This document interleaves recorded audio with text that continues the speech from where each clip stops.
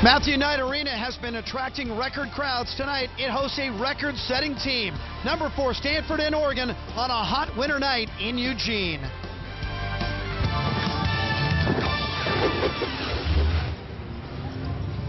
The Pac-10 celebrates 25 years of women's athletics in the Conference of Champions. Tonight, inside college basketball's newest and brightest venue, it's the Oregon Ducks hosting the nationally ranked number 4 Stanford Cardinal.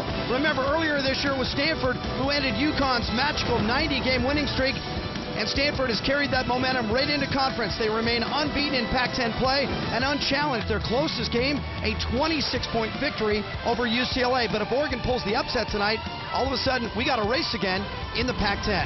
Hi, everybody. I'm Jim Watson alongside Lisa Leslie and Mary Murphy. Welcome back to Eugene, where last weekend the Ducks made national headlines. They beat their arch-rival Oregon State and did so in front of a Pac-10 women's basketball record crowd of 12,320. Mary, we were here. It wasn't just a game. It was an event. It was a lot of fun. This place was rocking, a sellout. They were scalping tickets out front. But hey, the main event begins tonight with big Stanford coming to town, and this Oregon crowd better be ready. And they're going to be ready because Stanford, ranked number 4 in the nation, they're not settling with their winning streak. They are doing an awesome job of getting wins with more than 30 wins. It's just amazing. 36 points. Their victory has been grand. And Jim, they're doing a nice job with their defense and packing it in the paint.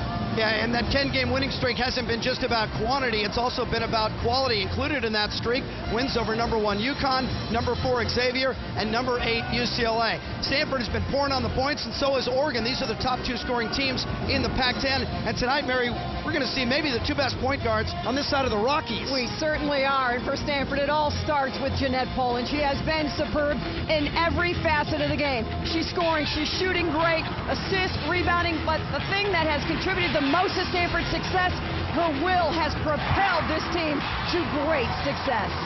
And Nia Jackson may have something to say about that for the Oregon Ducks, because she's really the engine that makes them go. Her quickness to get the ball up the court, and also she's shooting 50% from behind the arc.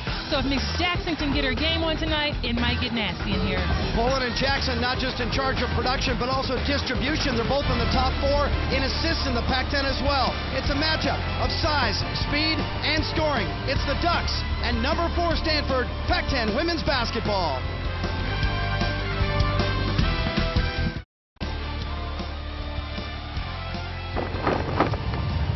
Pac-10 Women's Basketball is brought to you by MFS Investment Management, creating innovative investments for financial professionals, their clients, and institutional investors since 1924.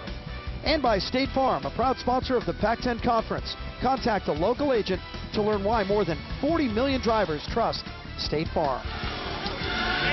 University of Oregon has always been a front runner in terms of facilities. Autzen Stadium has been improved. Hayward Field, the track stadium, will once again host the U.S. Olympic trials. And now it's about Matthew Knight Arena, $227 million. Here's Stanford, 16-2, number 4 in the country.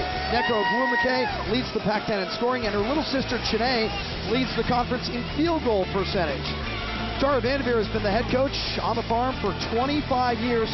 She was a Hall of Famer 9 years ago. She has more than 800 victories on her resume. Oregon comes in 12-6. They're number 1 in the Pac-10 in scoring at 83 points a game. And besides Jackson, Amanda Johnson also in the top 4 in Pac-10 scoring, and she's number 3 in rebounding. Paul Westhead also in his 25th year as a head coach, but only the last 2 here in Eugene, and he has the grand slam of coaching. NBA, WNBA, men's college basketball, and now women's college basketball. You know, we talked about the teams, you guys. We've talked about the players. We have 2 legendary coaches on the sideline tonight as well. They are legendary, and I obviously had the pleasure of playing for Tara Vanderveer and learned so much just about the understanding of the game, how a post player should run the floor, and you'll see this Stanford team do that tonight. The center always runs, get their head to the basket, posting with their numbers, facing the guards, and then you have the guards. They know ball goes inside, then outside, Mary, and Stanford's been great with that. And you see a look at Stanford at number 4, and talking to Paul Westhead yesterday, he said to me, I don't see a better team in the country right now than Stanford. He would vote them number 1. And he said, we usually like to say we are our own enemy. If we can overcome that, we'll win a game. He said tomorrow, or that is tonight, Stanford is the enemy. They are that good. And Stanford hammered UCLA last weekend up at the Farm, and that's the reason that UCLA's dropped out of the top 10. For the Oregon Ducks, 18 straight losses against top 10 opponents. The last one, of course, was against Stanford way back in 2004. That was over at Mack Court. This team has straddled these two arenas this year. The Oregon women closed Mack Court, beating Washington 68-64 a couple of weeks ago. Then went on the road, and when they came home, they came back here for the first time inside Matthew Knight Arena against Oregon State. It was a great game. Sellout, 12,320, a Pac-10 record for women's basketball. Stanford has not just been beating people, they have been crushing people. 10-game win streak, average margin of victory, 36 points. The closest game in that whole run was UConn, and they beat UConn by 12. So here we go. The Ducks, of course, in the familiar green and gold, and Stanford, of course, in the Cardinal. Nneka Ogwumike tips to her little sister, Chiney Ogwumike. Will go by their first names during the game. Stanford in the triangle, seeing man-to-man on this possession, and they run it with great efficiency. Yeah, I talked to Tara about the triangle and the fact that she loves to watch the Lakers and learn so much about the way they run the triangle. But Stanford's just a well-oiled machine. They get the ball inside. They know exactly what they're looking for. Then you're going to see them all crash the board, just like we saw right there. And they usually do a really nice job of sending three players to the board. Somebody crashed into the back of Amanda Johnson. There's Nneka Ogwumike, who leads the Pac-10 in scoring. Stanford starts man-to-man. An Oregon team that wants to run as much as possible and shoots the three extremely well. We haven't seen Oregon play before. They have what we call their 8-second offense. They try to get a shot up within 8 seconds of getting into the front court. This is the offense that Tara talked about earlier. She wants to see her team pass the ball, move it around, get good ball movement, because that's going to be important in the triangle to make Oregon move from one side to the other defensively. Jeanette Poland rattles one in and out. Rebound, Chiney Ogwumike. Chiney goes back up. Holiday had it ripped away by Caleb Peterson, and it's 2-0 Stanford. And that's what makes Stanford so dominant, with Caleb Peterson at 6'4" at the 3, but you know she's going to be crashing the board. You're dealing with 6'3", 6'2", 6'2", right there on your back every single time in the paint. They're so big and doing a nice job on the board. And to make matters worse for Oregon, rebounding has been an issue all season long. So you add those two things up, and it's not a good recipe. Chiney misses inside. Amanda Johnson, good hustle back, maybe got a piece of it. Coming the other way, Nia Jackson. Most coaches aren't in favor of a 1-on-3, 1-on-4, but when you've got the kind of jets that Nia Jackson has, and if you find an angle, I love the move. Just take it hard, get yourself to the free throw line. If you can get some of these tall trees, these Cardinal players into some foul trouble, sit them on the bench. It all helps Oregon. Well, you can see Tara's getting upset on the sideline because you have to get turned around. We already know, everyone in the gym knows how fast Nia Jackson is, and if you don't get turned around, you'll get just that, her penetrating to the basket. And now that's the line for two. Nia Jackson is second in the Pac-10 in scoring by the slimmest of margins, just a 1/10 of a point behind Nneka Ogwumike. In fact, we have the top 4 scorers in the conference on the floor right now, 2 for Oregon and 2 for Stanford. And without 2 minutes gone in the first half, already Jocelyn Tinkle into the game, and Nneka Ogwumike sits. And they worked a lot on press breaks today in their shoot around as well.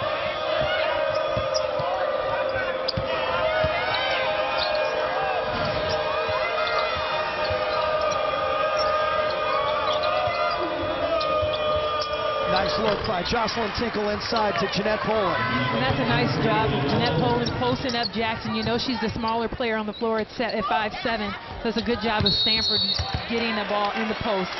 Victoria Kenyon was held as she cut through the lane. It's one of the areas that Tara has really excelled in, and that is when you have a bigger matchup at that point guard position or the 2 guard, go ahead and flash them inside and give them a 1,001, 1,002 post up flash. And does Jeanette Poland know what to do? Absolutely. That's because the guards do a lot of post reps every day. Ashley Bias, and that shot was blocked. Bias is a good shooter. Deflected and taken away. Amanda Johnson, here comes Jackson. set it up. You won't see that for very long with Oregon. Right back to bias. Now, Paul Westhead never pulls shooters for missing shots. He pulls them for not taking shots. Well, that time she had to pull it out because Stanford did a nice job of getting 4 players back on transition defense. But Stanford's going to need to guard the line in their transition defense because Oregon will pull the trigger. Tinkle barely caught Annie Tin from outside. First time that Stanford's been here, and if you haven't seen this court before, that's one of the problems that people coming into this building talk about, is that very faint center line. You can see it there on the close-up, but as the camera pulls back, or if you're sitting halfway up the stands, it tends to become invisible. Or if you're at home watching on TV. Jackson, the step back over Sarah Booth, who's also checked in for Stanford. Stanford has already put 7 people in the game. Here's Lindy LaRock. Poland. Long rebound out to Tinkle. Just how seamless the Stanford offense is, going from transition into the triangle. LaRock misses from outside, so Stanford is yet to hit anything from more than about 5 feet from the basket. Well, you have to give Oregon credit with their defense. They're in a zone that time, matching up and forcing Stanford to shoot from the outside, and then they did a nice job of boxing out. But the challenge for Oregon, so you've got these misses, you need to come down and take advantage, because there's going to come a time in this game when Stanford is making shots. So while they're missing, you got to come down and get some points on the board. And for Oregon, usually that means they've got to hit some threes. Against Oregon State last weekend when they opened this building, as a team, Oregon hit 13 three-pointers. Nice lob inside to Booth. LaRock gave her all the space she needed. She went underneath, and it's 6-1. Really nice talk with Sarah Booth during shoot-around today, Lisa. Yes, it was a nice post-up by Sarah Booth to even realize that she had the pass coming over the top. She did a nice job of holding it, and then got a little bit far in the basket, came through with a nice hook on the other side of the basket. What I like about the pass is get it high enough. Sometimes perimeter people, they don't get it to you, so you have to go get it. Lisa, you always grade it, just go get it. Booth did a great job of it there. Kaylin Peterson was called for that foul, and now she joins Neko Ogwumike on the bench. So 2 big stars for Stanford out of this game pretty early. We're just 4 minutes in. Well, that's the one thing you love about Tara Vanderveer. When it comes to her players, no one is above the other. Right. She has the same rules for each person, and that is to box out, get down there on the boards, and low turnovers. Canepa from outside. Nobody knows those rules better than you, Lisa, likely. Yeah, I loved it, but it's definitely ingrained in you, and every player out here knows exactly why they come out of the game. That turnover was caused by Canepa. Now she runs the floor down the middle. The big for Oregon. Christy Fallen. Fallen hit 5 three-pointers against Oregon State last week. Yeah, she was red hot on Sunday. The respect of Tinkle, they just came running out at her. There's Lindy LaRock from Las Vegas and knocks down the 3. She's a young woman who never met a shot she didn't like. Tremendous range. Well, you can shoot the ball the way that Lindy LaRock does. Tara's not upset with her taking that shot, that's for sure. Lindy LaRock started the season as a sub. Now she's played herself into the starting lineup. Why? Well, because she's shooting 41% from 3. It's 9-1 Stanford.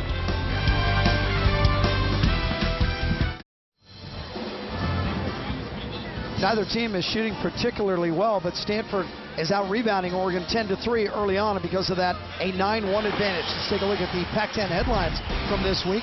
Stanford, of course, has been ridiculous. 10 straight wins, and look at the names. UConn, Xavier, UCLA, all in the top 10. We were here for this one, 12,320, first women's game ever in Matthew Knight Arena, and a big week in LA because the Arizona schools are playing the LA schools, and everybody is chasing Stanford right now. It is going to be a separation weekend. If you come out of this weekend in LA 0-2, you're going to be chasing for the rest of the year. We're going to be down in Los Angeles at the Galen Center this weekend as Arizona State takes on USC. It's a big explosive day of both men's and women's college hoops.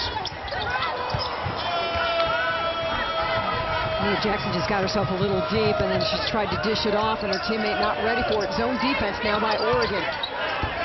Well, spacing is definitely going to be important for Oregon to spread Stanford out. They're so big, and the closer you get, the bigger you have. Jocelyn Tinkle in and out. both of these teams are great from three.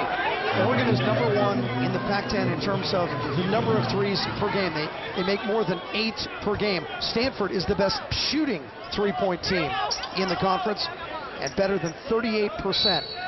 And so you roll the dice when you go 2-3 zone against Stanford because they've got great shooters and the size inside can get to the boards. Well, it's tough when you try to take away both an inside game and an outside game. Usually a team has to give up one, and Stanford really forces most teams to give up that outside shot. Jackson made a hesitation, but the ball bounced off of her knee. Another turnover. That's 4 turnovers now for Oregon. Well, the problem for Oregon is this isn't Oregon basketball. They want to run. They want this thing to be a track meet, and they haven't been able to unleash the attack yet. Yeah, I remember Paul Westhead told us that he actually likes to play faster. He says his team is cleaner when they play faster because that's how they practice. Less turnovers the more they run. Poland is left alone, rattles it in. Stanford just doing a nice job of moving the ball, moving the defense from one side to the other, Mary, and then that time there was a screen that really got Jeanette Poland left open for a three-pointer. We've talked about it, Lisa. You cannot, as a guard, go behind a screen that is set up for Jeanette Poland. You've got to find a way to get up and over the top of it. And with Oregon back in the zone, it's really allowing Stanford to move the ball around. Jeanette Poland is too great of a shooter for you to be that far off of her.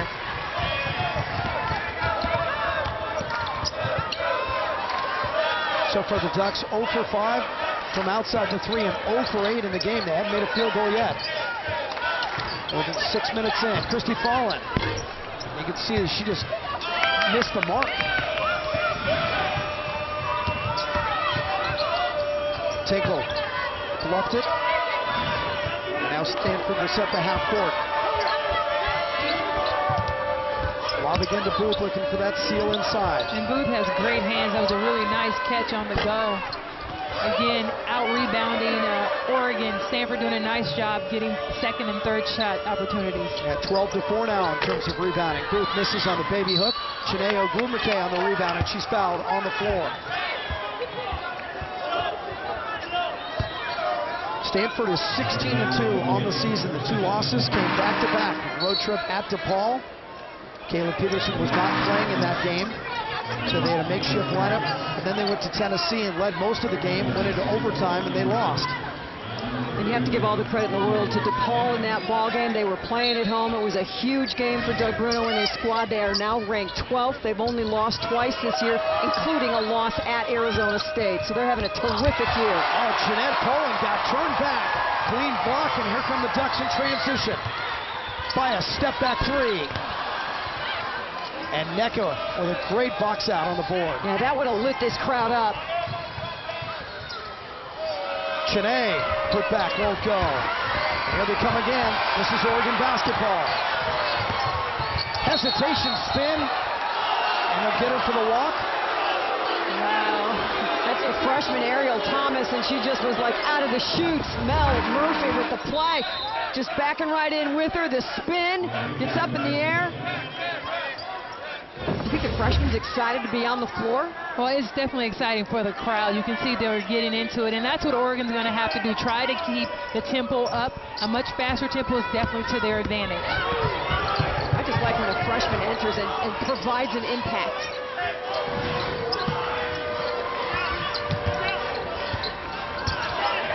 Melanie Murphy is now in for Stanford. It's the first time we've seen Melanie Murphy on the floor this year. She played the last couple of games, but Melanie Murphy, microfracture surgery back in May on her left knee, and was kind of behind the curve all year long. And Mary, she's been one of our favorites. We love to see her back on the court. Great attitude. She just had a great comment. Said, people talk about all the potential I have. I want to live up to that potential finally, and that's her goal in these last couple, months that she has of her basketball career. Oh, Ogwumike just lost Amanda Johnson inside, and Paul Westhead has seen enough. A nightmare start for the Oregon Ducks. A high-scoring team that averages 83 points a game has 1 point through almost 8 minutes. What is the matter with the Oregon offense? An absolute clinic inside, and it's all about what Necka's going to do. She's right here. As we spin forward, she's making the flash low.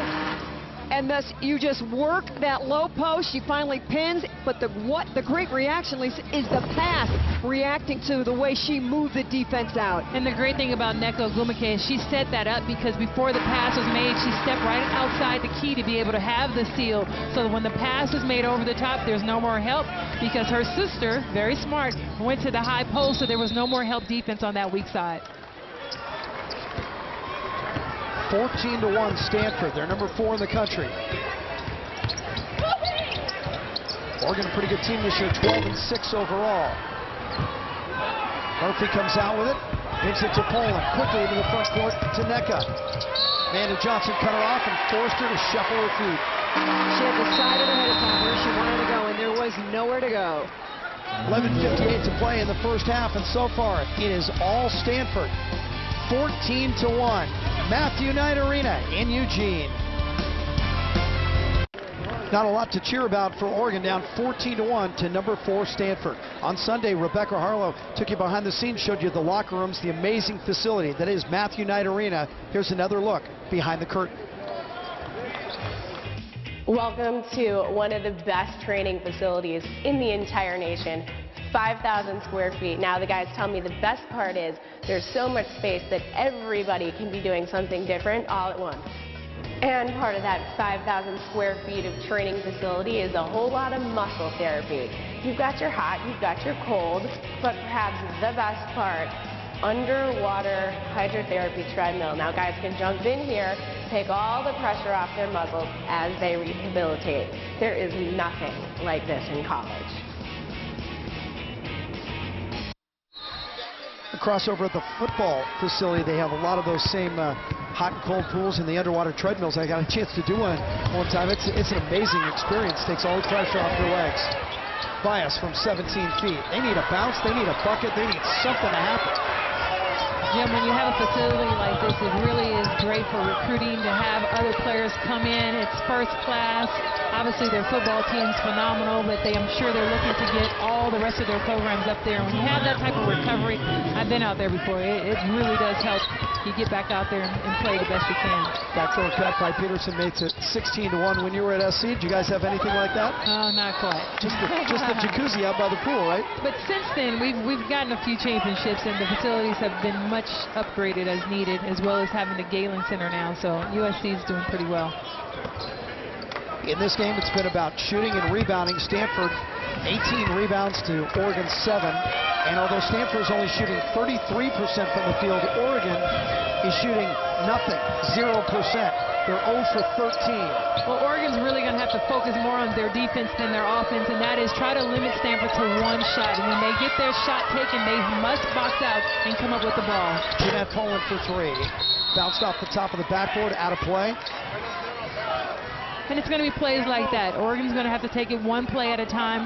They're not out of the game. I mean, there's a lot of time left, but you really have to take each possession when it comes to Stanford. They're too great of a team to really look past them and just think about your offense. Nia Jackson, she's got the only point for Oregon. The shots for Oregon are not just misses, they're well off the mark. And Stanford's defense will do that to you. They're such a big team. They can look over the top like Caleb Peterson knocking down that jumper. You have to be creative. You have to move the ball. Peterson back-to-back baskets, and now she leads Stanford with 7 points.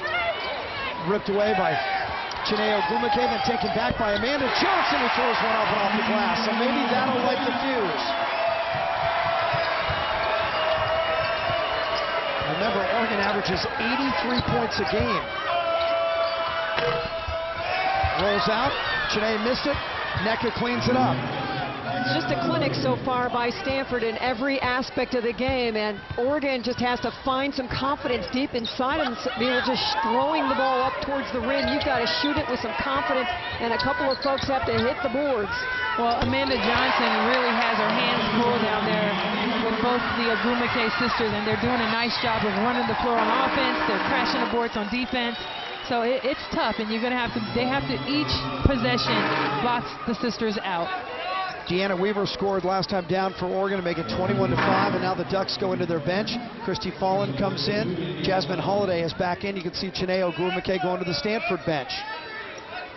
And then they get bigger because now Booth comes in at 6'5", and you know, she's no slouch. Maybe not as fast as both Nneka and Chiney, but definitely as physical. Another cut through the lane. Sarah Booth, the putback. That won't go. Here comes Jackson. See if she pulls up. And now they need to get into their offense. I don't think this thing is hitting as quickly as Paul Westhead would really like it to hit. Kenyon misses from the corner. Booth just backing away from the basket. Didn't even have to jump for the rebound. Good position. Boy, Nneka is going to work so early. She gets down in transition, and then she is just posting up.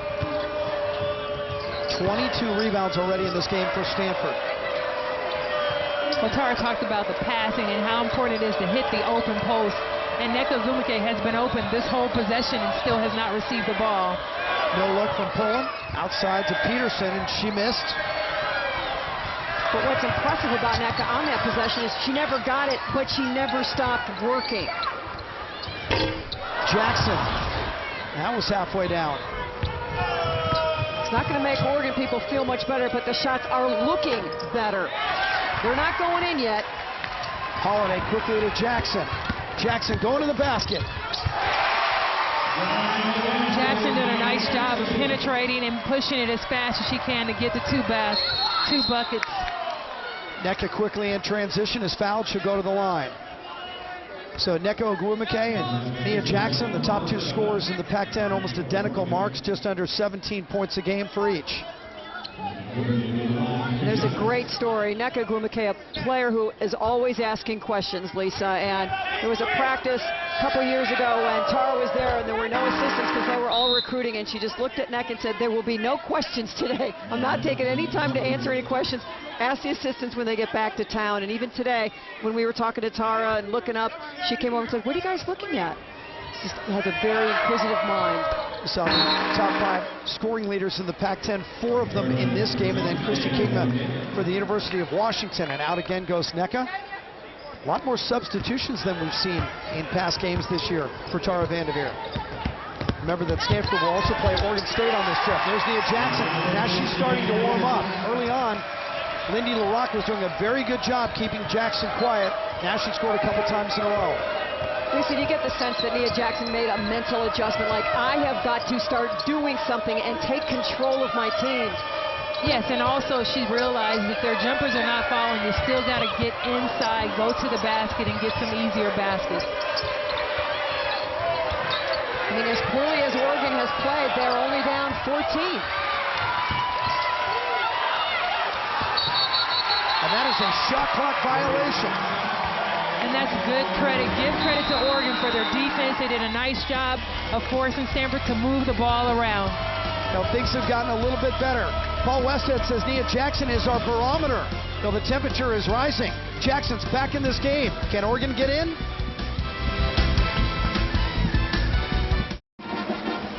On paper, Stanford and Oregon have similar numbers in terms of rebounds. Both teams came in averaging 45 rebounds a game. But tonight, the boards have belonged to Stanford. And Stanford's done a great job of crashing the offensive boards.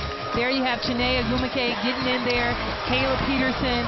You've had Nneka going after shots, which means they missed a lot. But when you have that offensive rebound, that second effort, it's going to get you the lead.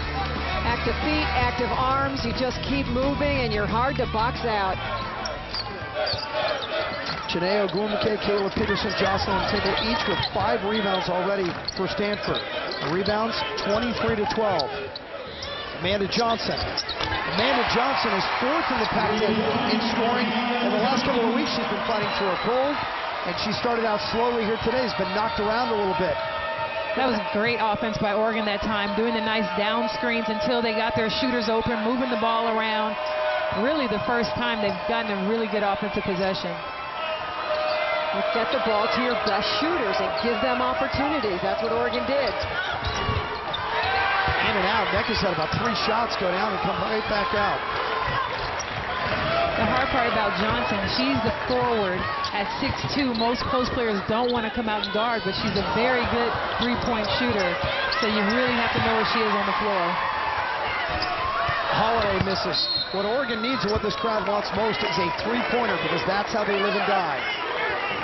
We have already seen a little bit of history tonight. Kayla Peterson came in needing 8 minutes to be the all-time leader in Stanford history, and she's already passed the two that were in front of her today, including Candace Wiggins. Virginia Sorles played her senior year, Tara's first year, and then Kayla Peterson has averaged 30 minutes all 4 seasons, 30, 30, and 33.5, and this year close to 32.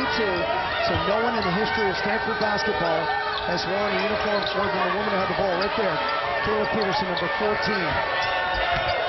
Well, there's been a lot of great Stanford players, so that says a lot about Kayla Peterson and what Tara thinks of her.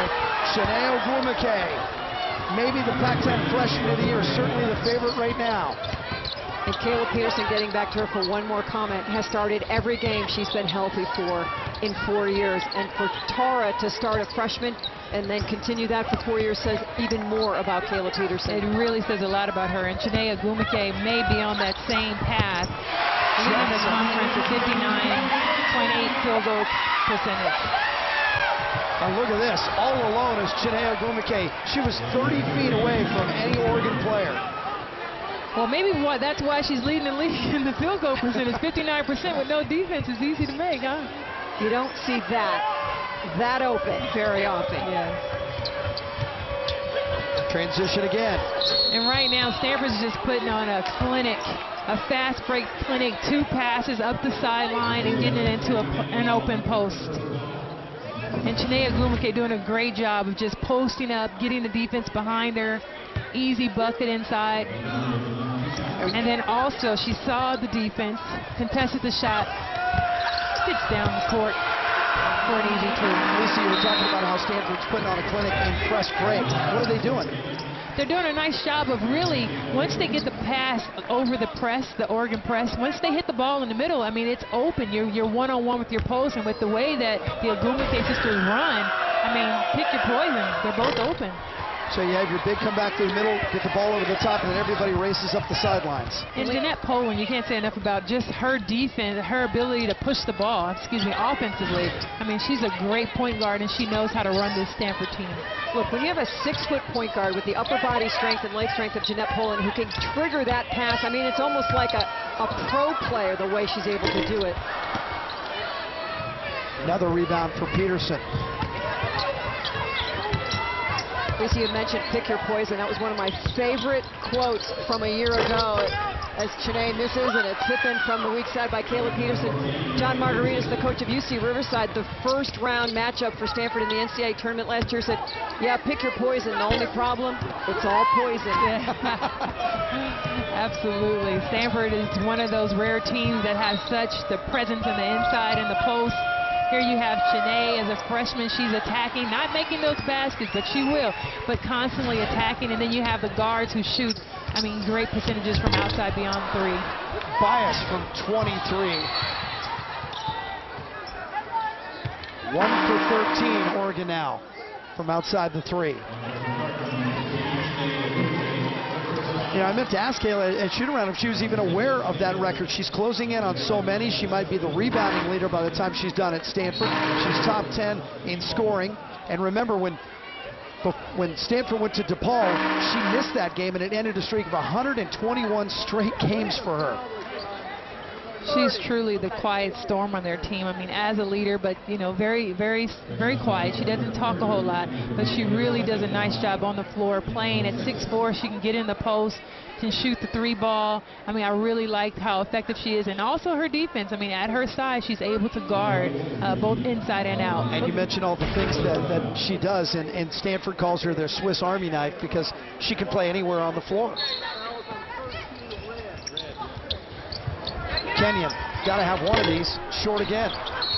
And a push inside. Thomas had position. It got shoved out of the way. Well, you can see what's happening right now. Oregon's doing a nice job of committing to go rebound, and now they're inside battling, trying to get offensive boards, and now getting the foul call for them. Ariel Thomas, the freshman from Sacramento, went to McClatchy High School, and she admitted that when she came to Eugene on her recruiting visit that walking through this arena, which was under construction then, she said it was a factor in my decision. It wasn't the #1 thing, but certainly I thought about it. They're really excited about her development. Set back about a month because of a stress reaction. Both her and Deanna Weaver had the stress reaction similar to what Taylor Lilly had a year ago, and they just think in another month when she's really up to speed that they're going to bring some special things to this program. And as a freshman shooting 50% from three, that's not hurting them either. Poland quickly front court, trying to give it up late to Booth. It was kicked out of bounds. 3:56 to play in the first half. History again made at Matthew Knight Arena. Caleb Peterson, nobody has played more minutes in a Stanford uniform than number 14.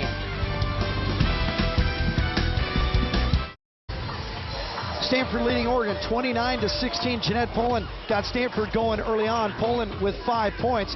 Poland has been the big difference for Stanford this year, and she is our State Farm Pride of the Pack today. A 3.15 GPA in communications. It's not just what she does in the classroom, but especially what she does on the court. For Stanford, 1,000 career points, and she is number 2 all-time in three-pointers, coming in with 221 three-pointers. How about her favorite class? Rock, Sex, and Rebellion? Is that a class? That's called being a senior, I believe. Wow. And there she is right there. She thought she was fouled. Rebound on a bounce.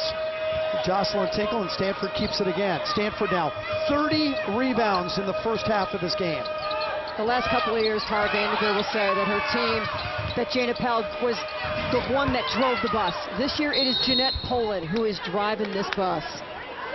And right now, Nneka Ogwumike doing a smart thing, calling for the ball. She saw the mismatch. She actually had Nia Jackson on her, so she got the ball, nice face up, able to get to the basket and get fouled. You know, Nneka was so good at such a young age when she came to Stanford that we sometimes take her numbers for granted. She's almost averaging a double-double. She's a leading scorer in the Pac-10 at 17 points. She also leads this team in rebounds. And she shoots 59% from the field, but of course, because her sister shoots almost 60%, she's only second best on her own team, but top 10 in the nation. That's awesome, and the fact that they're the ones usually passing to each other, posting up, having a good post partner is very important, and they know how to pass high to each other. Tara talked about it today. They play extremely well together because they understand where their best shots are. How about Nia Jackson putting on a highlight reel? Nia Jackson's just taken over. She recognizes that her team has to stay aggressive, and really in order to get back into this game, she's going to have to take over. And that's one advantage that they have, and that's Nia Jackson's ability to break you down one-on-one, one-on-two, and on that play, one-on-three. As she beat 3 defenders, went inside and scored 9 points for Nia Jackson. Shot clock is at 5, knocked away by Jackson. Here comes Weaver front court. Gonna wait for Jackson, right to the basket. Timeout, Stanford. Jackson doing a nice job of getting the ball, penetrating. Until you stop her and make her pick up her dribble, she's going all the way to the basket. And her message to her teammates is, come with me on this journey. I need some help. She is doing it all by herself. Here just breaks down Nneka, breaks down Melanie, breaks down Nneka one more time and says away to Jocelyn Tinkle as well. And right one more here, time. again, going to the basket. No one stopping her on the dribble. You know that she likes to go right. But hey, if you don't get in front of her, she's going to finish inside. Nia Jackson 5 for 10 in the game. The rest of the Oregon Ducks are 3 for 22. Look, one time there's a defensive breakdown. I'm sure Tara Vanderveer can overlook it, but 2 times in a row and 3 times in the last couple of minutes, Tara's got to call the timeout. Whose responsibility is that? Well, usually it's your point guard, but Poland also, you have to play defense by committee. And as we saw her go past Nneka, who's a post player, she's doing a great job of just getting to the basket past all of the Stanford Cardinals. Chiney is fouled at the opposite end.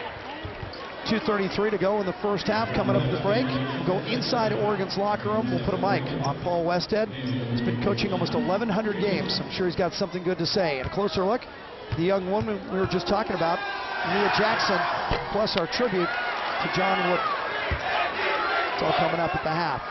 Chiney Ogwumike. Ogwumike's sisters come from Cypress, Texas. Ball on the floor, picked up by Tinkle. Hit the front iron. Off one of the Ducks, looked like it hit Kenyon, and Stanford will keep it with a new shot clock. And that's a huge possession for Oregon not to get, because you have the opportunity to bring this thing under 10, and now it could explode right back up. And Stanford post really struggling inside. I mean, they're doing a good job of getting offensive rebounds, but they're really missing a lot of putbacks. Yeah, and Stanford is a great closing team. If you ever watch this team play, they always tend to play the last 3 or 4 minutes of the halves much better than their opponents. Jackson again. Jackson just too strong inside. She just bumps Murphy out of the way like she's not even there as she goes to the basket, really strong.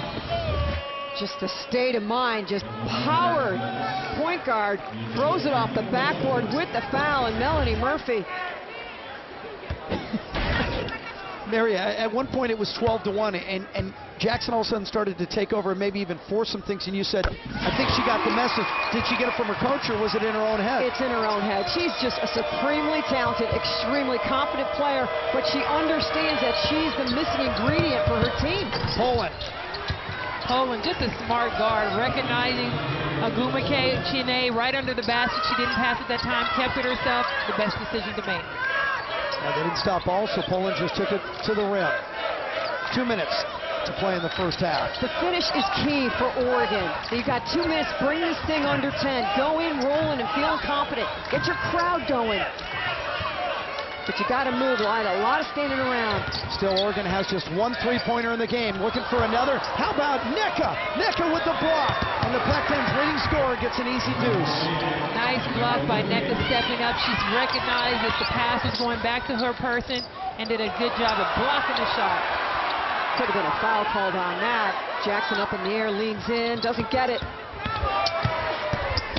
Holiday inside. Amanda Johnson came back to Holiday. Christy Fallon.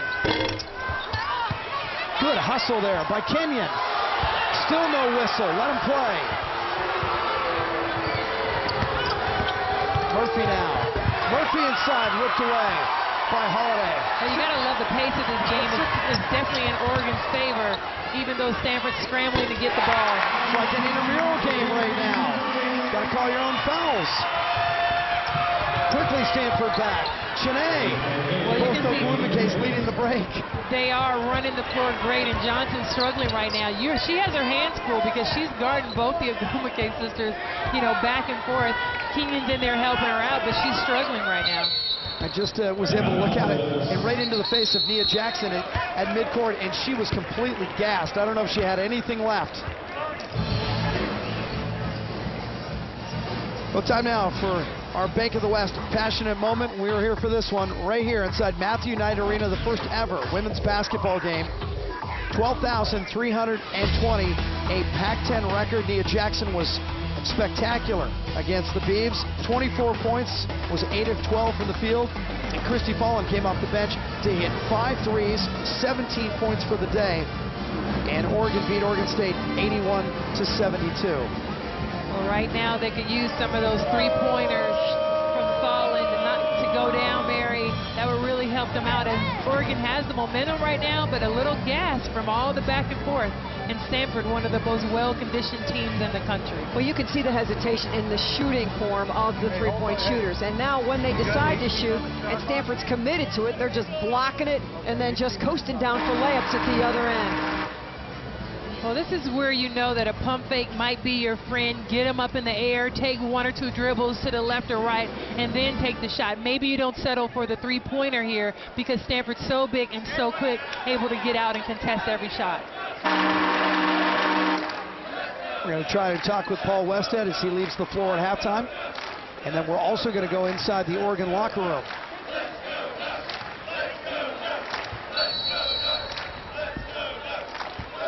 Paul Westhead has won 539 games in his coaching career. Of course, he won the NBA title with the Lakers, WNBA with the Phoenix Mercury. 1 for 16 is Oregon from outside the arc. They average 8 three-pointers a game, 8 made three-pointers a game. Well, one thing that Tara talked to Stanford about is her players making sure they're guarding that three-point line, make it tough on them to get those three-point shots off. How about Poland going inside, posting up? 6 feet, and she went about 2 feet from the basket, turn around, the ball arrives, just turn around and laid it in. So Stanford does close, as they always do, with a little bit more than their opponents. Oregon showing some grit, getting back into this game, but still the Ducks trail by 16. They had a chance to cut it to 10 and just couldn't earn the possession. Again, Stanford dominating the boards 34-18 in terms of rebound in the first 20 minutes. Rebounds have been a problem for Oregon all season long. Paul Westhead with Mary Murphy. Coach, your number one concern heading into the locker room? Well, we have to make shots. I mean, you know, we're an offensive-minded team, and we're not making shots. We're doing all the other things pretty well. We're blocking out. We're getting our fair share of defensive rebounds. We're just missing shots. So I kind of feel good, even though they have a nice spread on us. We'll make shots the second half. Is there anything you run differently to try to get Nia maybe some more isolations? Because she's just slicing them inside. I don't know how much more we can get her. I mean, she's going down on her own. I mean, we like to spread the offense and let her get into the gap, so she's doing that well for us. Thanks a lot, Coach. All right. And Nia Jackson with 14 points to lead all scorers in this game. Nneka Ogwumike, 10 points for Stanford, but Oregon shooting just 26% in the first half, and Stanford dominating the glass. That's the end of the first half.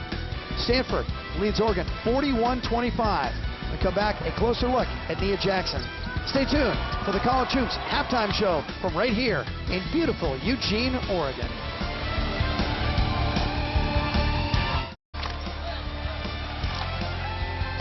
(41-25) Stanford at the break.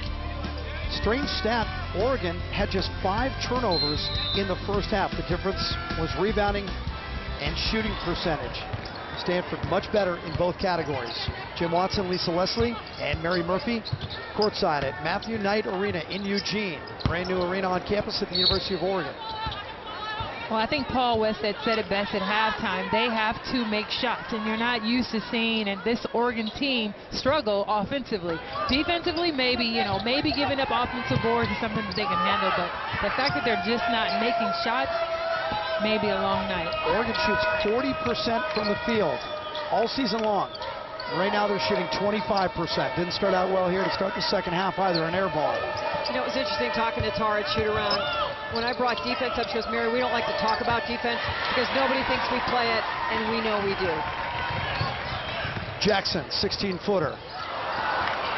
Chiney, a rebound. Chiney and Peterson are both working on double-doubles right now. Nneka gathers and scores. That was a nice pass over the top. Nneka doing a good job of just gathering and finishing inside. There's some players that can catch, and there's some that can't, and the Ogwumikes can catch the ball. 12 points for Nneka now to lead Stanford. Right now, Oregon just looks stagnant in their offense. Right. The coach just stood up, Paul Westhead, trying to get them to move without the ball. Otherwise, you get Jackson pretty much taking over, going one-on-one. And that offense is not going to beat a Stanford, a number 14 ranked in the nation. Stanford is the type of team where you got to come in with your game plan, moving that ball around and find the open shooters. And right now, Oregon's not doing that. You know, and let me add another adjective. You use stagnant. How about confused? I see them grouping. There's no spacing. 2 and 3 players going to the same place on the court, having to reverse themselves. They just look out of sync. Well, give Stanford some credit. They have tremendous length. They're very athletic, and they're just playing defense with as much on a mission as they are playing offense on a mission. Andy Johnson able to get loose inside. Nice entry. And the easiest bucket of the game for Oregon. Taken away by Chiney. And what was an Oregon rebound, and maybe the start of a rally, ripped away by Chiney Ogwumike, and now with the bucket and the foul, a chance for a 3-point play. And Lisa, sometimes you want the ball more than the other player, and Chiney wanted that ball and ripped it away. Well, what you have to love is their effort. The second effort that Chiney and Nneka give you is something that you can't teach, and their effort is really rewarded with the way that they board in that particular possession. Going after the ball, go get it. Chiney Ogwumike now with 11 points and 9 rebounds. He just needs one more board, and that might have been it there had they called that foul. She would have already had a double-double. And Chiney was great in Los Angeles, against the Los Angeles schools. Last week, SC and UCLA, she had a double-double against SC, and then 9 points and 11 rebounds against number 8 UCLA. Jasmine Holliday, the 6-foot junior, Had a tough start a year ago, lost her mother, and had a hard time most of last season. She has done a nice job this year as a smaller size post player. She's very athletic, not having a great night tonight, but somebody they lean on very, very hard.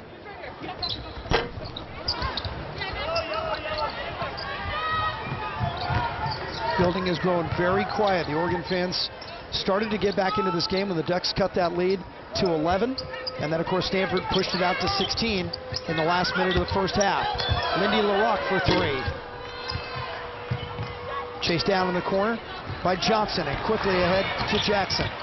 Jackson 1-on-3. All the Stanford defenders now stopping Jackson with the ball.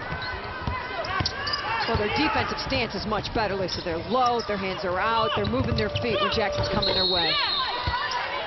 Well, it's just tough. I'm sure Tara talked to them at halftime about Jackson slowing down her momentum, trying to get a body in front of her, and she is the priority to get the ball out of her hand. And nobody else is doing anything for Oregon at the offensive end. Amanda Johnson has 7, and nobody else has more than 2 points. Nneka did not grow up in a basketball household. Her dad, Peter, who owns a high-tech business, spends about 60% of his time in Nigeria, played soccer and cricket growing up. So the whole basketball thing was new when they brought the family up in Texas. And they have 2 little sisters who are also very athletic, both playing basketball. I mean, they may not have started out as a basketball family, but they're definitely one now.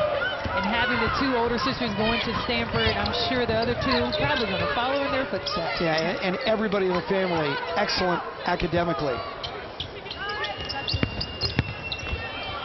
Underneath, Chiney Ogwumike got her own rebound and scores.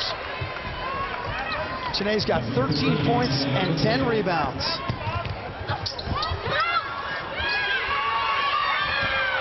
Oregon have just really struggling offensively right now, trying to get the ball inside. You have both the Ogwumike sisters in there. One come up with the rebound, and the next one gets the rebound.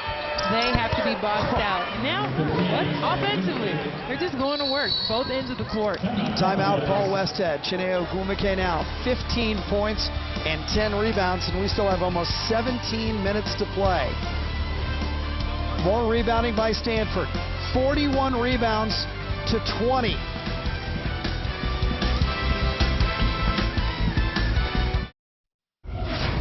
Their games are very different. Their personalities are different.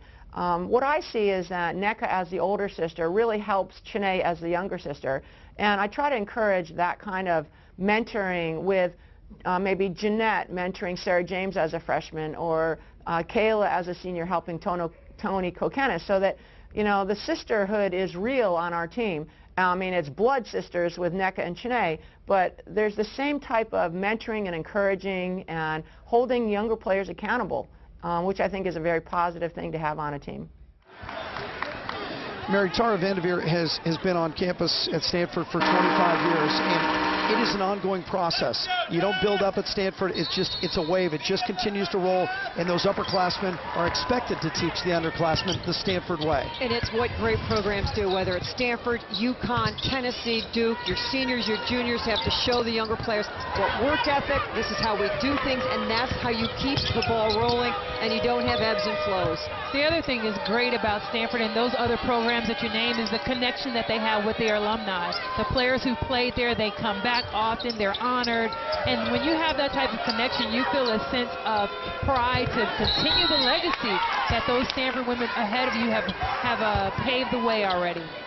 And Chiney takes that entry pass, spins, and scores again off glass and is fouled. She's going back to the line. Another chance for another three-point play. And how about the Ogwumike sisters? They have outscored Oregon on their own 31-27. Nneka and Chiney now with 31 points and 16 rebounds. 32 points now. You know, it's interesting, when we did the Texas game back in December, Chiney was the defensive stopper. How about her evolution just since December now to late January? It has really been amazing. Yeah, and you can track her improvement just in the box scores, because early on she was getting 4 or 5 points, 4 or 5 rebounds, and then all of a sudden she started to score in double figures, and then the rebounding began to rise, and now she's almost averaging a double-double here for the last couple of weeks. She just missed one against UCLA. She had one against USC. She's got another one now, her 5th of the season. Well, when you're, and this is a freshman. Right, as a freshman, I was going to say, just to have that opportunity to come to Stanford, this type of program, and now you're a starter, you have to kind of find your way in. And Tara told her defense is going to be how you're going to stay on the floor, and she bought into that. But now she's noticing, hey, I can score also, getting into the basket, you know, getting in there, going strong, and learning from her sister. Like you see, that effort right there that NECA's giving is something that is contagious.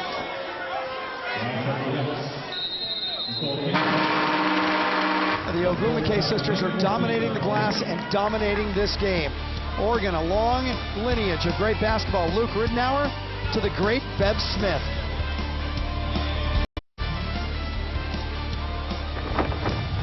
Pac-10 Women's Basketball is brought to you by Bank of the West, the official bank of the Pac-10 Conference, and by Esurance. Esurance offers the best of both worlds when it comes to car insurance. Technology when you want it, people when you don't. Call 1-800-ESURANCE or visit esurance.com for your free quote.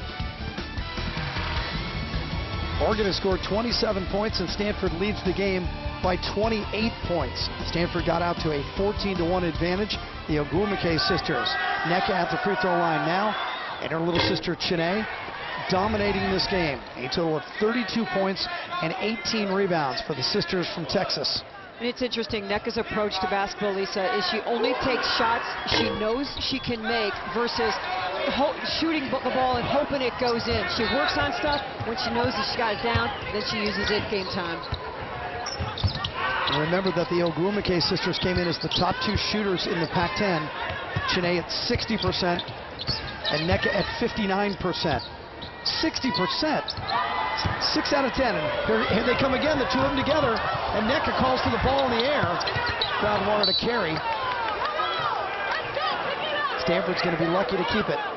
Well, you know, Chiney is a freshman, and she's bringing the ball up the court. And Tara's getting sick on the sideline because she's like, give the ball up. But, you know, they tried, and this is where you learn. As you continue to play, you figure out what you're good at and what you're not. They were having a high school flashback. Are you kidding me? That's what was going on. Yeah, Cy-Fair High School, Cypress, Texas. There's NECA inside, foul. And on the backside, Chiney was battling for the rebound. I mean, their ability to get off the floor, when you see a shot, even if it's their own miss, they are, boom, on the floor and back up with their hands on the ball. I mean, great jumping ability by both of them, and that's why they're so dominant on the boards. You watch the two of them play, and you feel like you're watching a mini track meet inside of a basketball game right here on Matt Knight floor. And the reason is they're sprinting from end to end, and then it's like triple jumping at the other end. Step, step, step, jump. You feel like a dunk is coming next. And with those points now, NECA Ogwumike, 16 points, 8 rebounds. Her sister, 18 and 10. Jackson has not scored in the second half, at 14 in the first half. It's a 16-2 run to start the second half for Stanford. And again, Paul Westhead now has to be, he's yelling at his offense to get in position. They had 3 players on one side, 1 on the other. They all had to reverse. And Jackson doing everything she can, dipsy-dooley, all through the key just to get one basket. She's working so hard. Oh, nice look. Trying to go to Weaver, just throws it up, trying to spin it off glass. Rebound, Chiney. Well, as a freshman, you're sitting on the bench seeing all those blocked shots, and you think, I got to get this thing off in a hurry.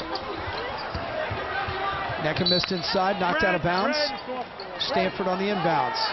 And if I look at both the Ogwumike sisters and had to be critical of anything, it's just that their touch inside, they don't necessarily take their time and really follow through, especially when they're on the left side of the basket, and those are things that they're going to have to continue to work on and improve. And how would you work on that with them in practice?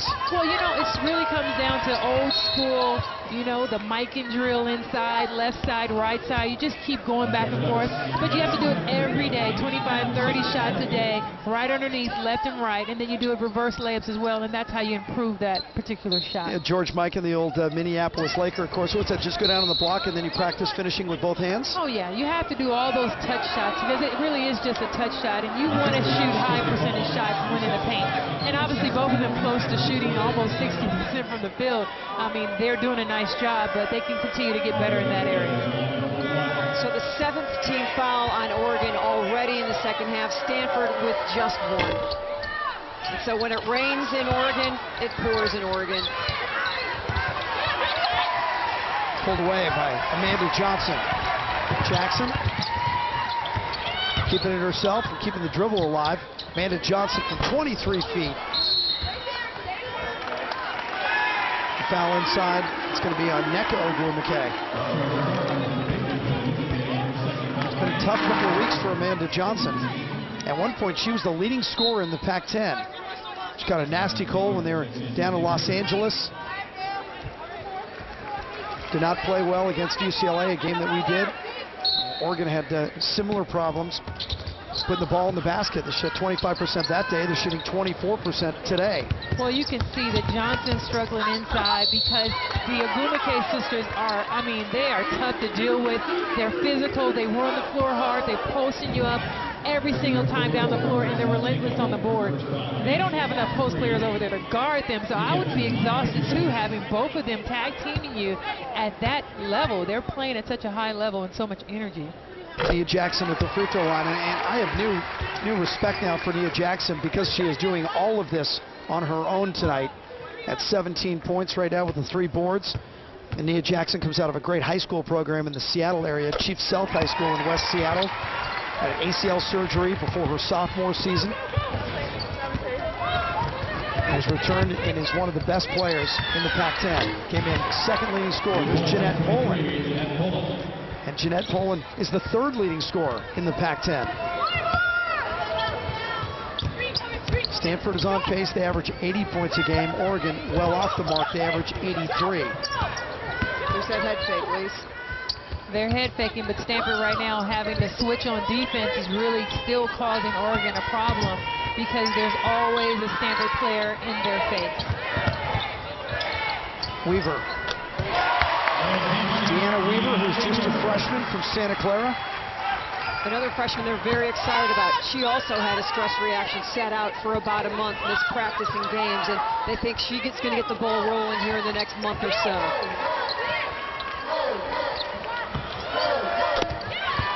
She had Poland back-to-back. That's the exact same play, and what they're doing is a nice job of moving the ball around, and when the defense shifts, they screen the zone, skip pass, boom, 3-point ball. We just have to have an appreciation that Jeanette Poland is dangerous on every spot on the floor. You come out and challenge that thing hard, she's going to go right by you because she loves to drive. But you've got to respect, you cannot play the line when you play Jeanette, and I mean the men's line too. And when you look at Jeanette Poland, I think she has a very deceiving look. At 6 foot, she doesn't look like, you're not sure what she's going to give you. A phenomenal shooter, but Tara Vanderveer also talks about her defense being one of the best defensive players on their perimeter right now. And it's her conditioning and her just work ethic that has just taken her to the upper echelon of point guards in the entire country. The rock misses from outside. And there's Kayla Peterson. Picked it up, laid it in. I haven't seen a team clean up mistakes as well as the Stanford team tonight in a couple of years. They are just making mistakes disappear by their work ethic on the offensive boards. 38 points in the paint for Stanford. And a lot of them just like that, getting a rebound and going right back to the basket. Just across from the arena, one of the most modern buildings in the Northwest, that is the John Jaqua Academic Center for Athletes. John Jaqua was the lawyer for Phil Knight and Nike. Well, Saturday, don't miss an explosive day of men's and women's college basketball. First, Big 12 rivals collide as number 13. Lady Sooners take on Oklahoma State. Then the men hit the court as Reeves Nelson and UCLA battle Arizona State. And the Lady Sun Devils take on USC. The action tips off at 1 o'clock Eastern, 10 o'clock Pacific. Check your local listings. Speaking of Arizona State, we'll have that game against USC. It is a big weekend for Charlie Turner-Thorne and the Sun Devils. Got to make it happen now. Indeed, and also for Arizona and Coach Neinbach, she's done an amazing job. You're sitting at 4-3. You're in the top half of the conference. And how about Ify Ibekwe last weekend? Almost had a triple-double. only 8 steals. She was 2 steals away from a triple-double. What a crowning jewel that would have been to an amazing career. Both of the Arizona schools coming in at 4 and 3. That was Nicole Canapa, who just scored for Oregon. Zone defense by Oregon.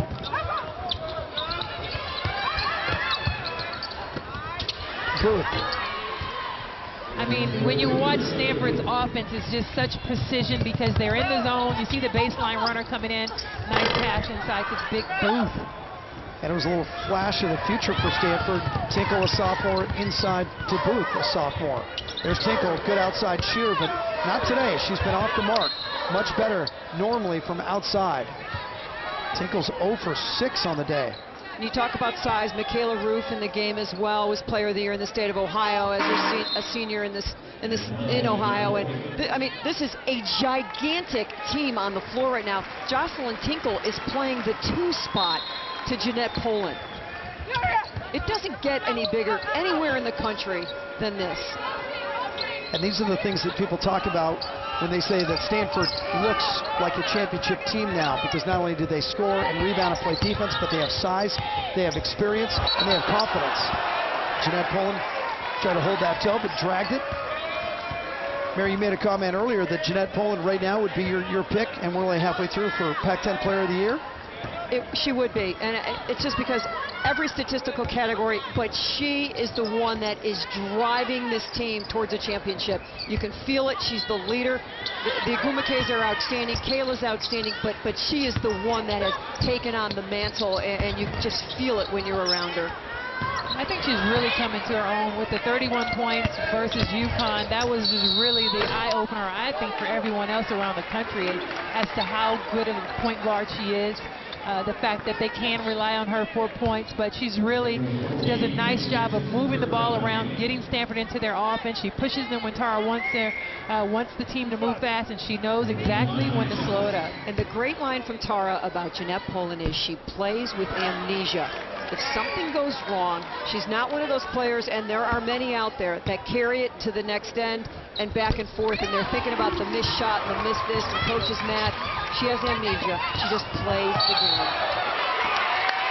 Offensive foul. Well, there's the amnesia. She put the ball down and she's ready to play defense because the foul is on her. A little too much pushing to get open. Well, the defense was all over her, but in that shot, she was already on the floor. And it really is gut check time for this Oregon team. They're a young team. They've got, you know, everything's gone sideways in this particular game, and you need to just rally at some point, and so you feel good about your effort at least.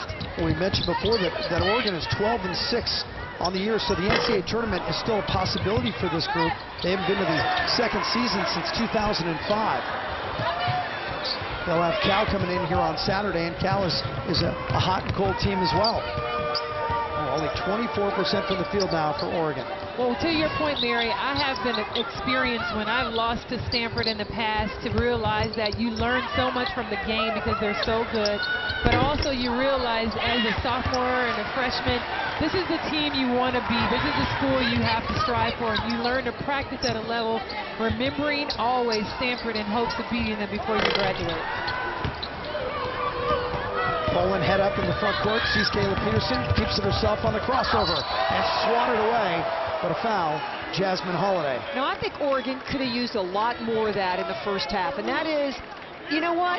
Give some physical fouls. Make them know you're in the ball game. And here comes Jeanette Poland and Jasmine Holiday. I mean, she knows she's going to foul her there, Lisa, but it's like, you know what? Don't come in my paint. And you did a nice job of that from time to time. And, you know, give up the foul and just make a statement. Well, you definitely have to send a message. And my thing is always, you don't let them beat you and beat you. So you better participate and step up to the plate. And that time, that was a pretty good foul. I liked it. I liked the energy of the foul.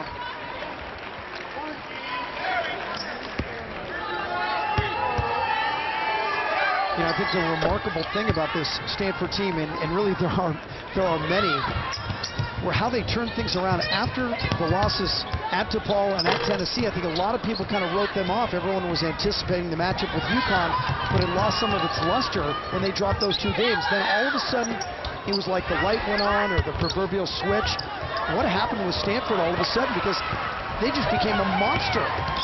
Well, I talked to Tinkle and the Ogumake sisters about that loss, and they said it was sort of a blessing in the sky because they have to understand when they put their uniform on, get ready to play, and be ready every single night. And also recognize that every team playing against them is going to bring their best. So they feel like they have been able to use that momentum from the losses to really understand what it's going to take for them to go and hopefully win a national championship. Amanda Johnson steps out. Nice to see AJ find a little success. And look, you don't take last year's team and all of a sudden everything's fun and beautiful as it was. You lose Roz Goldon-Wude, you lose Jana Pell. This is a different team, and I thought Tara said it best. After the DePaul loss, we as coaches had to look at ourselves. What do we need to do to put our team in a position to win games?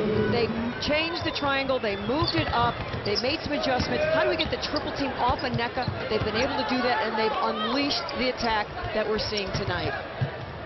You know, the rest of the Pac-10 has let Stanford down the last couple of years because the competition level has just not been there. So Stanford and Tara Vanderveer, they're forced to front-load their schedule. We talked about it already, all the good teams they played, but you go down the list from Rutgers to Gonzaga, DePaul, Tennessee, UConn, Xavier. And you have to bump that RPI and get tested early in the year. And ideally, that's not what a coach would like. Jackson doing a nice job of penetrating, getting inside. Tara Vanderveer has won more than 800 games, just under 80%. There's the Student Union on a quiet night in Eugene. They're all studying.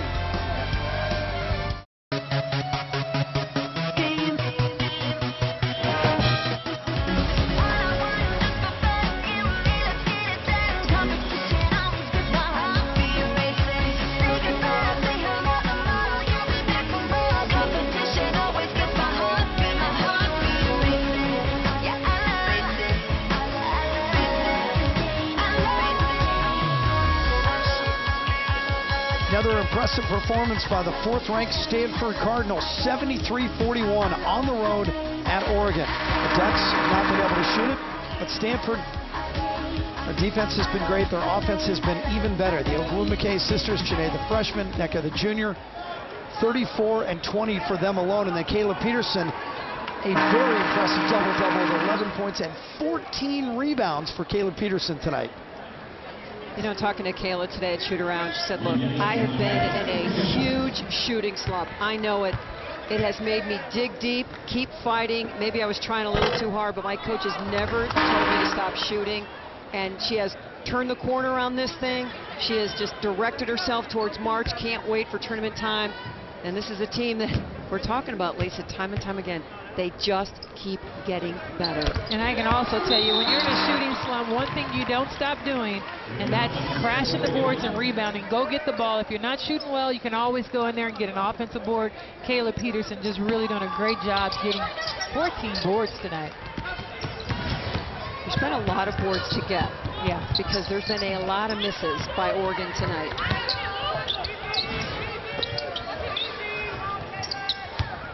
Michaela Rufus into the game for Stanford, number 3.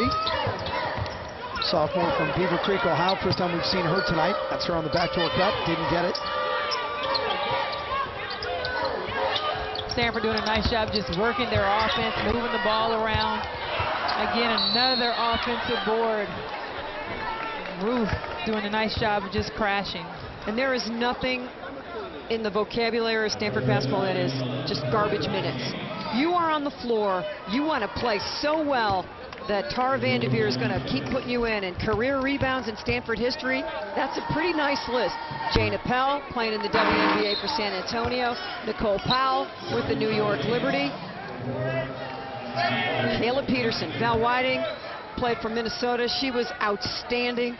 It's a nice group to be included What is she? She only needs, what, about 126 to catch Jana Pell.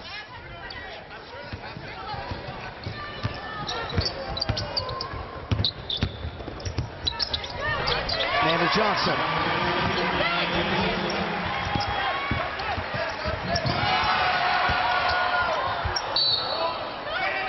Good idea. Just too many arms and legs in between Ariel Thomas. Well, it's just tough for Oregon to really get this game and the momentum going in their way. They would love to play a lot faster, but Stanford really controlling the tempo. Danielle Love is fouled inside. Yeah, you know, Stanford beat Oregon at their game in the first half. That was running, and now Stanford is forcing Oregon to play Stanford's game. Danielle Love, a 6'2" freshman out of Everett, Washington, is an impressive shooter. She needs to get strength and some confidence, but she looked great in practice yesterday, and I think there's going to be some very good days for these younger Oregon players, and an experience like tonight is going to go a long way to telling them how much stronger they need to get, how much quicker, how much better at getting your shot off more quickly, Lisa. All of that really helps motivate you when you get back to the practice floor. Absolutely, and I would be curious to see what would happen if they got a little bit more screens and flare screens to really free each other up, as opposed to maybe they create a lot of their own shots, which is tough.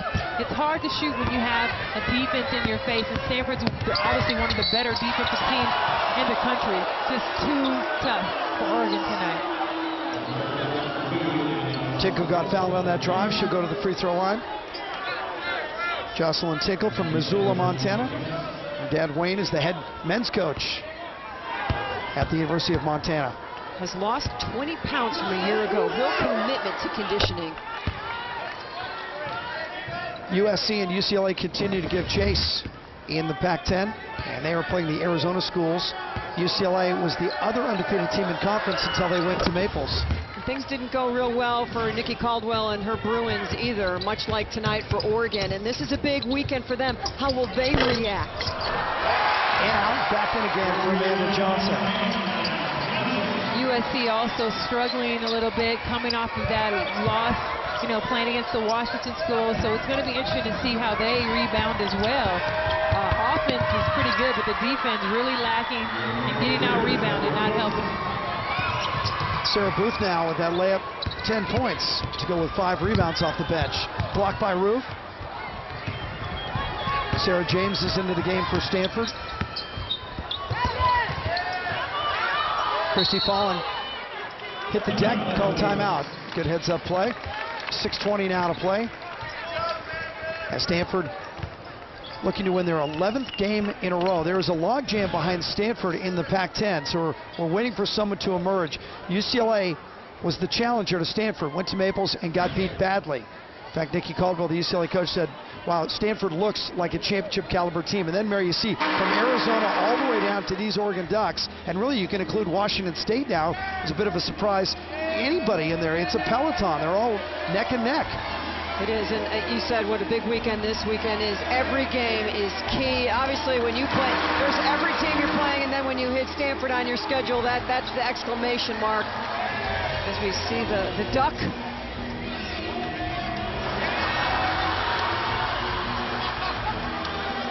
And Amanda Johnson has given it her best effort, but you talked about it, Lisa. There's not a lot of support inside, so think about what she's had to do defensively, guarding Aglumicaze, Peterson, Booth, you name it, she's had to guard them. And then offensively, hey, Amanda, we need you to score big points. Yeah, it's exhausting for her, that duty at both ends. Booth now with 10 points and 6 rebounds. Stanford already has a couple of players with double-doubles, and had they left Nneka Ogwumike in, she only needed 2 more rebounds for another double-double. Stanford has 5 players in double figures in points. One of them, Sarah Booth, who now has 12. And that was a nice post move by Sarah Booth. She passed the ball to the wing, dropped right down in the post, posted up, gave him a big target, and she's able to finish inside. Mismatch here. Michaela Roop trying to guard Jackson.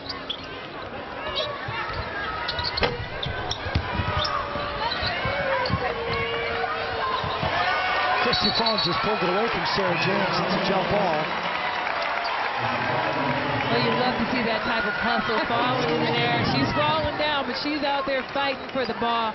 And, you know, coach, you just have to be really excited about the potential of what your team can do. They're young, like you said, Mary, but still fighting hard all the way to the end. Tinkle with the rebound. Up and under. Jocelyn Tinkle got hit in the face, so rather than celebrate the basket, she just put her hand up over her left eye. Here's the shot that Tinkle takes inside. Right there. Stayed with it. Well, she did a nice job of getting the ball, trying to clear it out to the other side, but, you know, that's what you get. You get hit sometime in this sport. Jocelyn Tinkle has a line similar to Caleb Peterson in that she has more rebounds, 8, than points. 4. Gets it back. And Tinkle just not shooting the ball very well tonight. I mean, going over from three-point range, but still staying aggressive and getting after the boards. And that's what most coaches love to see. 64 rebounds for Stanford, 28 for Oregon. I don't know that I called the game with 68 rebounds for one team. Well, Oregon never really talks about defense. They're not known for their rebounding, but they usually get so many points, Mary, off their offense. And without them being able to score and not concentrating on defense, well, this is the type of result you get. Well, to me, if Oregon has missed 50 shots tonight, that is 50 rebounds that essentially has gone to Stanford. I mean, the differential is because of missed shots, and if Oregon cannot make shots, they can't win ball games.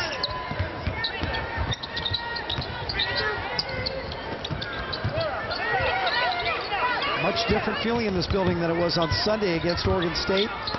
They sold it out.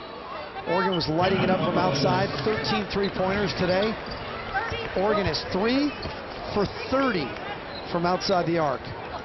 Paul Westhead just seems really disappointed in his players, as if they are not sure what to do offensively. They're not running the plays right. He looks like he's not sure who to put in the game, and that can be very frustrating. Yeah, they just have not looked very good tonight at all, and much different team than we saw on Sunday. Let's take a look at Washington and Washington State. June Doherty and the Cougars won 3 games in conference. Tia Jackson and Washington, I keep waiting for them to break out. Is it time yet? Could be, but June Doherty, in my book, at this juncture, she's the coach of the year in the conference. 3-2 in the last 5 games. Everyone had written them off, but nobody writes Washington State off when June Doherty's the coach. They're spreading the floor. Talk about flare screens, Lisa. Running their shooters, spreading the floor, knocking down threes, doing a tremendous job. And don't forget that Washington State renew the Apple Cup on Sunday. You can see it. Paul Sunderland and Andy Myers with the call. June Doherty for many years, the head coach at UW, so she comes back to a place she knows very, very well. It is always, you talk about the Civil War and the game against UCLA, USC, the Bay Area rivals. It's big. It's called the Apple Cup, I think. Yep. And Paul Westphal's like, can we just get this thing going? Okay, so this is... Got a couple of games this weekend. We're going to have USC and Arizona State on Saturday, and then the Washington State game is on Sunday. You can see both of those here. And when you're a coach and this kind of thing happens, you're like, does it really matter that much? There's rules, and then you're just like, can we just play? Well, when Start the score is as lopsided as it is, you know, Oregon would really like to get this game over with. And you can hear the student section. Is that the theme song from Jeopardy? It is indeed. As the referees try to solve the riddle.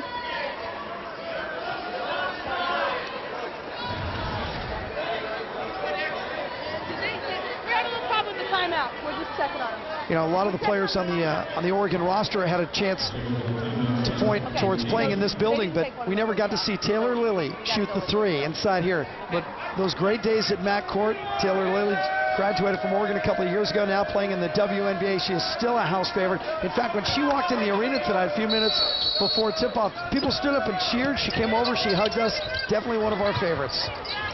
Well, a rookie that nobody thought would stick with the league, but you got to find the right team, Lisa, find the right system. She did that with Corey Gaines in the Phoenix Mercury, and she had great success last year. Well, you knew she would, coming from Paul Westhead's program, seeing how Phoenix pretty much runs exactly the same plays. Their offense is geared about getting that shot off within 8 seconds, so she was really feeling right at home. And remember that Paul Westhead won the WNBA championship with the Phoenix Mercury, and so I asked him just a couple of weeks ago when I had a chance to talk with him in Los Angeles. I said, you know, I'm very happy for Taylor Lilly. Did you have something to do with her getting a look from the Phoenix Mercury, and he said, no, I think all those threes she hit had something to do with it, and then she played herself onto the roster. Absolutely, and I think when you talk about playing in the WNBA and making that transition from college, it's all about really understanding what's needed of you. And for her to know that she's a shooter, when she got the ball, shoot the ball, and that's what they need. That's what they called her up for, and she did a great job. That backcourt of Taylor Lilly and Michaela Cox was outstanding. That's an offensive foul on Stanford. Timeout, 3:45. It is all Stanford, 84-48. Well, they're in the new building, but they haven't forgotten about Matt Court. That's the Founders Club here. 5 players in double figures for Stanford, but none more effective than the freshman Chiney Ogwumike. Ties a career high with 18 points and 12 rebounds for 5th double-double of the season. Chiney did a nice job being aggressive on the block. When she ran the floor, she called for the ball, went up strong, and she did a nice job also getting on the boards. I mean, you gotta love 6 offensive boards. She's definitely a baller. When you talk about the Pac-10 Freshman of the Year, Mary, I don't know that you can name another that's better than her right now. The only one that comes to mind for me is that of Oregon State. I think Alyssa Martin is outstanding, but Chiney gets my vote, and I think she was one of the hardest working players, not just productive. She outworked everybody tonight. And we had a chance to see Alyssa Martin for Oregon State here against the Ducks in the Civil War last week. She had 21 points. What's impressed me about Stanford is after that UConn game when they beat the #1 team and broke that 90-game win streak, you guys, was in the locker room. She looks at her team and says, who is going to go home and work harder, us, Stanford, or UConn? We have seen the development since that point at the end of December. It's been dramatic. When we see them again, it'll be interesting to see how much further they have come. And it's funny how she can keep this team hungry. Stanford ran the table in the Pac-10 last year. With this victory, they'll move to 8-0 as we near the turn. And probably you can expect them to run the table again this year. So how do you keep them hungry? Well, Lisa, you talked about it before. You keep finding things for them to improve upon. Oh, absolutely. When Tara coached our USA team, and she really compared this team to our USA team in the sense that they have great chemistry, they love to play together, but you always find things that you can work on. And when you keep a player hungry and you want them to work on more things, as they continue to improve, it'll get better and better for them. And when they get time for March Madness, Stanford will be ready. Don't forget, as soon as we're done here, we'll send you to Berkeley. Pac-10 men's basketball, Oregon State and Cal. It's coming up as soon as we're finished. 3 minutes now. I have to tip my hat to these Oregon fans. They have not left. There hasn't been much good going on for them. They're perhaps watching the national championship team in Stanford. This is where they want to be. A great facility. They have a great coach. They have a long way to go, but they stayed, they watched, and they've been a witness to it. Yeah, and the other day when we were here against Oregon State, Paul Westhead decided to open up his wallet and thank the fans. With $12,320, he went over to the students section at halftime, bought everybody pizza. All the students got pizza from the coach at halftime of that game. He said it was the least I could do. Yeah, he's a special guy. And there'll be better, brighter days for Oregon women's basketball. But tonight was not their night. Stanford is about to win their 11th game, and the average margin of victory in those 11 games has been 36 points. Right now they lead by 32. But it is destruction. 5 players in double figures, the balance up and down the lineup and the bench for Stanford. Didn't matter who they put in, just highly effective. Closest game in conference was UCLA, and beat them by 26 points. UCLA came in undefeated in conference and number 8 in the country. And in this streak of 11 straight games, they have beaten #1 UConn. That was the closest game by 12. They beat #4 Xavier. They beat UCLA at number 8. And seeing just her 6th action of the year, Elise Ironmonger, the senior out of Perth, Australia, who started most of her freshman and sophomore year under the former coach and has not seen a whole lot of time. And you just have to congratulate a player that doesn't quit when they don't play anymore, but they're there every day in practice working really hard. And when she comes into the game, this crowd really reacts well. And yeah, everything changed for her in Eugene when she came here. They played one style. Westhead shows up, and she's kind of the only one standing when the music stops without a chair. Australian who actually worked in a drive-in theater back home. Are there any drive-in theaters left? I think there's a couple in I think Wisconsin. there's a few. Miss it. In Wisconsin, is that? Right. But they've been changed out. You know, now you just go to the park and they have these big theaters and the mall, outdoor malls. You know, things have changed, but that's pretty cool. I'd like to go to a drive-in. I'm told there's still one in Flint, Michigan. How'd you like to be Oregon State getting ready to see Stanford come to town? Scott Ruick, the first-year coach, is going to get his first douse of the Cardinal. Scott Ruick taking over at Oregon State after 14 years at George Fox University up in Newburgh, Oregon, near Portland, where he won a national championship in 2009. Trying to rebuild that Beavers program. They've been competitive. They came here against the Ducks, ended up losing by just 9. So right now we see both teams have really put their reserve players in, and this is a time where Stanford's reserves really have to prove that they deserve to have more playing time. You really want to take care of the ball. You really want to make sure you're executing your offense, because as you can see, Tara Vanderveer's up and she's fussing, and she doesn't care what the score is. It's all about the proper execution. Candace Flynn at the free throw line, and every point counts for Oregon now because their season low is 57 points, and unfortunately we did that game as well at UCLA. We'll see if they can get past that number at least. They'll just need one more basket, 1:27 to play.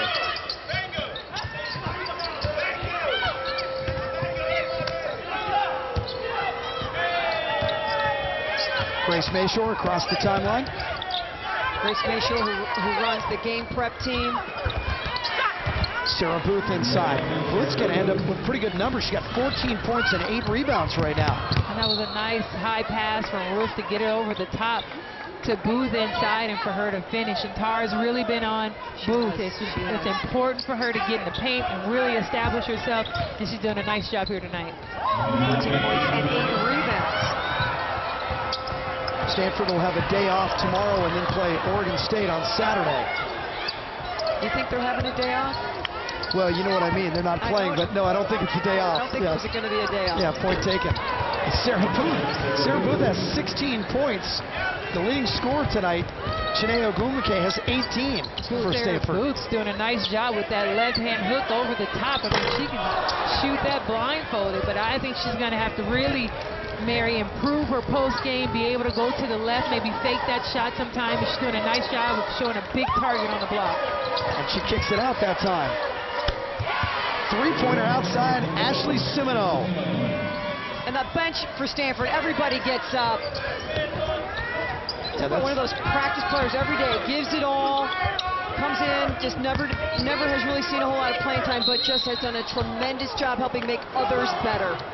And you can just imagine the scene on the Stanford bus. Of course, the Ogwumikes and Peterson and Poland are going to get their due credit, but then they'll turn around and talk to players like Booth and like Simino hitting that three. And some of these other players have had a chance to get into this game and make a contribution. It really brings the team together. Stanford is going to win again, and they're going to win big again.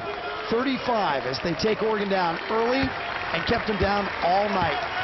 Now remember, Stanford coming in at 110 in a row, so let's update it to 11 straight wins, and their average margin of victory continues to be impressive, around 36 points.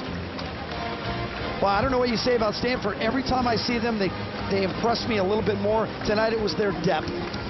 Not only their depth, Jim, but their rebounding, their ability to just continue to pound the ball inside with their points in the paint, and again, to shut down Oregon's offense and their three-point shooting. Stanford rolls on, and every time we see them, they're just a little bit better. Once again, our final score from Matthew Knight Arena: Stanford 91, Oregon 56. Stanford improves to 17-2, 8-0 in conference, number 4 in the country. Stay tuned now for Pac-10 men's basketball. Oregon State battles Cal in Berkeley. For Eric Billigmeyer, your producer, Lori Brooks, your director, for Mary Murphy and Lisa Leslie, I'm Jim Watson. So long from Eugene.